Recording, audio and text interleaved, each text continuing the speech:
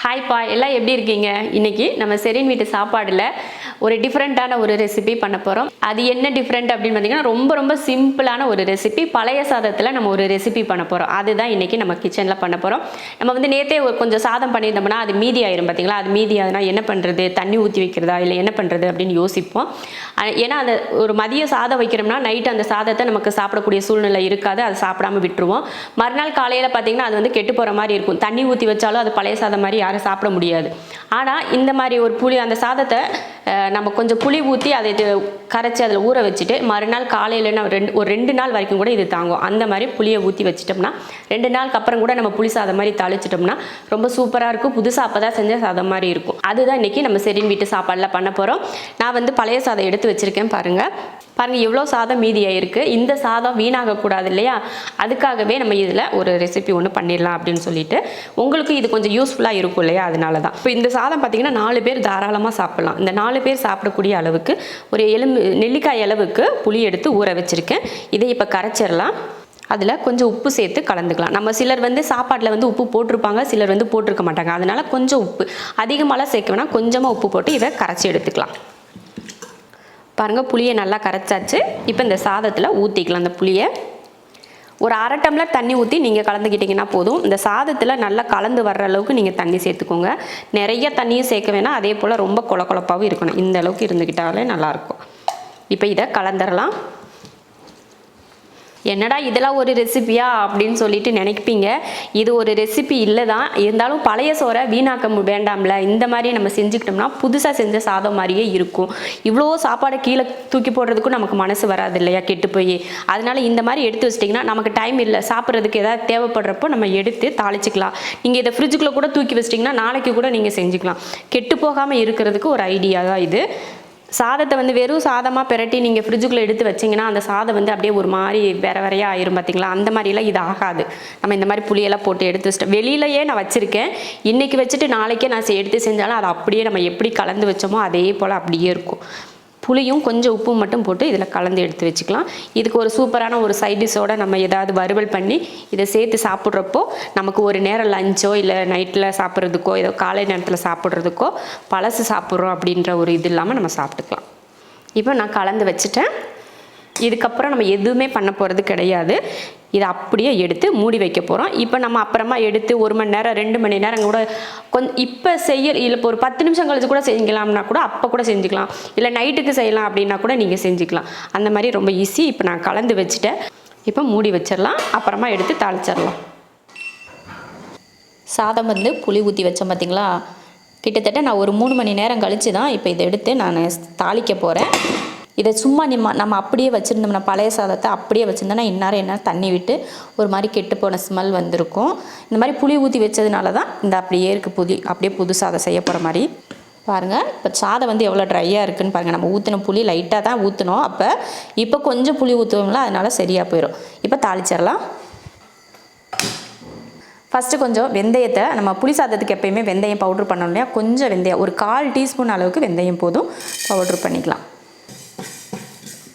நல்லா வெந்தயம் சூடாகி பட்டுன்னு வெடிக்கும். இப்போ எடுத்துக்கலாம். பாருங்கள், வெந்தயம் பொரிய ஆரம்பிச்சிருச்சு. அடுப்பை ஆஃப் பண்ணிடலாம். இதை ஆற வச்சுட்டு நம்ம பவுட்ரு பண்ணிடலாம்.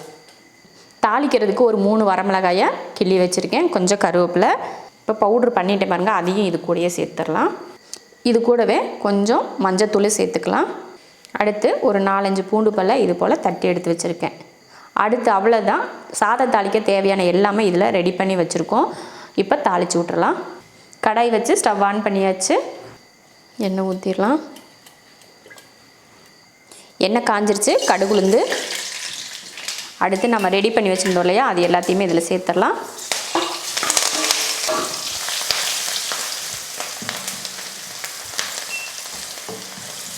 வதக்கிறதுக்கு முன்னாடியே புளி எல்லாமே கரைச்சி வச்சுட்டு அதுக்கப்புறமா நீங்கள் வதக்கிறதுக்கு ஸ்டார்ட் பண்ணுங்கள்.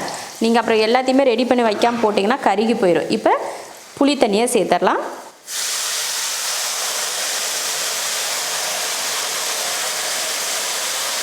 கொஞ்சம் உப்பு, முன்னாடியே நம்ம புளி கொஞ்சம் போட்டிருக்கோம் இல்லையா, அதனால் கொஞ்சமாக உப்பு சேர்த்துக்கோங்க, அதிகமாக வேணாம். இப்போ இது நல்லா கொதித்து வற்றி வரட்டும். அதுக்கப்புறம் ரைஸ் போட்டுக்கலாம். பாருங்கள் நல்லா கொதிச்சு வற்றி எண்ணெய் பிரிஞ்சு வர ஆரம்பிச்சிருச்சு பார்த்தீங்களா. இந்த டைமில் நம்ம சாதத்தை இதில் போட்டு கிளறிக்கலாம். அடுப்பை சிம்மில் வச்சுருங்க. சிம்மில் வச்சுட்டு போட்டுக்கலாம்.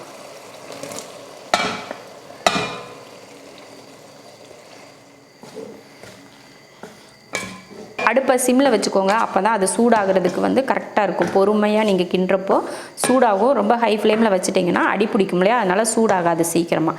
சிம்மில் வச்சுக்கோங்க.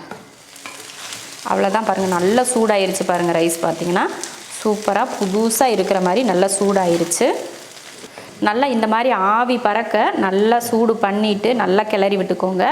அதுக்கப்புறமா இறக்குங்க. கிட்டத்தட்ட ஒரு 5 நிமிஷம் 10 நிமிஷம் கிட்ட கூட நீங்கள் சூடு பண்ணிக்கிட்டிங்கனால உங்களுக்கு நல்லது.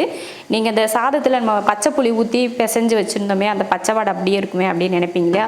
கண்டிப்பாக அது அப்படியே இருக்காது. நம்ம இந்த சாதத்தை அந்த மசாலா போட்டு நம்ம கலக்கிறப்போ அந்த ஸ்மெல்லெல்லாம் தெரியாது. புளி பச்சையாக இருக்குது அப்படின்ற மாதிரி உங்களுக்கு தெரியவே தெரியாது. இது உங்களுக்கு கட்டாயம் கிடையாது. இப்போ பழைய சோறு இருக்குது, லேட்டாக இப்போ தேவைப்படாது, அப்புறமா செஞ்சுக்கலாம், இப்போ டைம் இல்லையே அப்படின்னு நினச்சிங்கன்னா டக்குன்னு புளியை ஊற்றி வச்சுட்டு நீங்கள் அப்புறமா செஞ்சுக்கலாம். அதுக்கான ஒரு ஐடியா மட்டும்தான் இது. உங்களுக்கு நிறைய பேருக்கு தெரிஞ்சிருக்கும். இருந்தாலும் புதுசாக சமைக்கிறவங்களுக்கு பழைய சோறு எப்படி செய்ய, என்ன பண்ணுறது, வேஸ்ட்டாக போயிருமே, இப்போயே தாளித்து வைக்கணுமோ அப்படின்னு நினச்சிட்டு இருப்பீங்க. உடனே எல்லாம் தாளித்து வைக்க தேவையில்லை. புளியை ஊற்றி வச்சுட்டு நீங்கள் மறுநாள் கூட தாளிச்சுக்கோங்க. அது உங்களுக்கு ஈஸியான வேலை.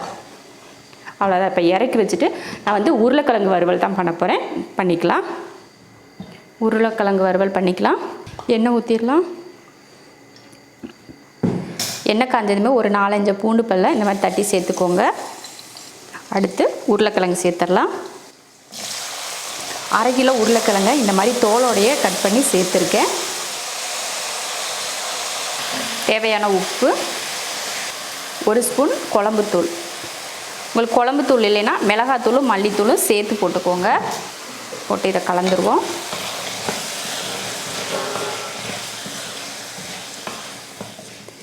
மசால் பொடி போட்டு கலந்ததுக்கப்புறமா கொஞ்சம் தண்ணி சேர்த்துக்கோங்க. ஒரு 1/2 டம்ளர் அளவுக்கு.